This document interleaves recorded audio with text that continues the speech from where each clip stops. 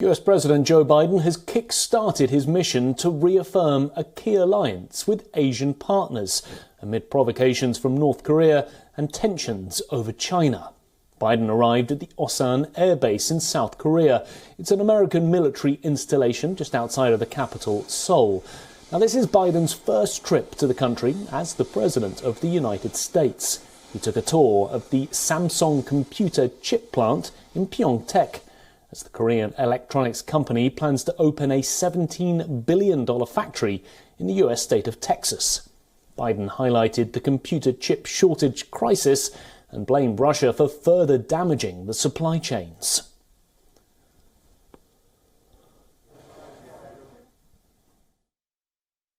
The COVID-19 pandemic, exposed the fragility of just-in-time supply chains. The global semiconductor shortage has caused a shortfall in consumer goods, especially automobiles, and is contributing to higher prices around the world. And now, Putin's brutal and unprovoked war in Ukraine has further spotlighted the need to secure our critical supply chains so that our economy, our economic and our national security are not dependent on countries that don't share our values. A critical component of how we'll do that, in my view, is by working with close partners who do share our values, like the Republic of Korea, to secure more of what we need from our allies and partners and bolster our supply chain resilience. Joe Biden will grapple with a multitude of foreign policy issues during his 5-day visit to South Korea and then Japan. He plans to further tout economic partnership and security ties alongside the country's newly elected president. US intelligence has assessed that North Korea may fuel an intercontinental ballistic missile test. Such a scenario would only underscore the serious threat that North Korea continues to pose to the region. Well, our correspondent Susan Tarani is joining us live from New York City for more on this topic. Well, Susan, look, there are concerns that North Korea may carry out a test while Biden is in the region. What plans does the US have in place should that happen?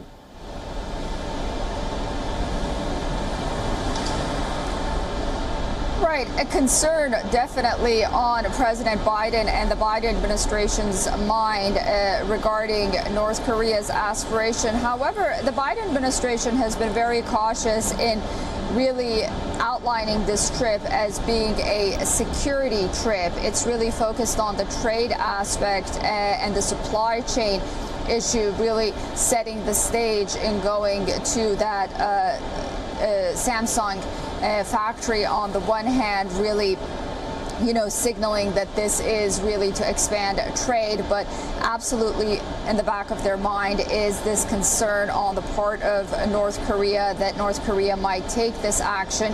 And on the other hand, they do want to signal to China that perhaps, if it does have any aspirations of saber rattling in the Indo-Pacific region, it better think twice because of the way Russia has been treated because of its invasion of Ukraine. However, after we see how meetings with Quad member states in Japan go later on during his trip, and then, his meeting with the South Korean leader later on tonight as well, we'll get a better understanding on how the security aspects of this trip will be framed policy-wise as well, and we'll get a bit better picture on how this administration wants to deal with that aspect of it.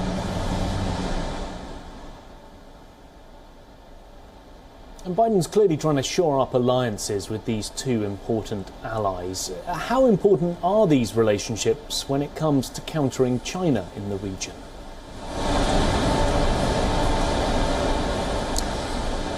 two of America's most important allies in the region, South Korea and Japan. And what's noteworthy is these two countries don't necessarily get along. And one of Biden's challenges during this trip will be to sort of try to forge an alliance between these two countries, sort of the way he brought NATO, hope at least, the way he hoped to bring NATO member states together, again, in light of Russia's invasion of Ukraine. That's his best case scenario on the one hand. On the other hand, you know, these are two countries that are home to almost 80,000 U.S. troops in the region.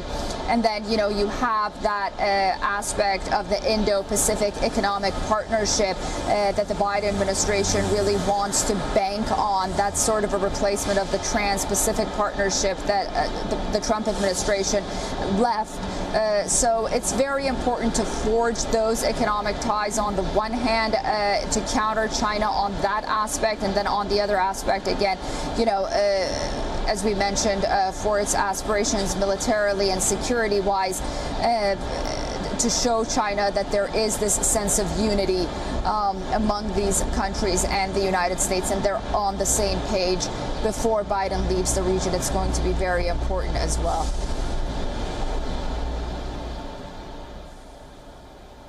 Well, thanks very much, Susan.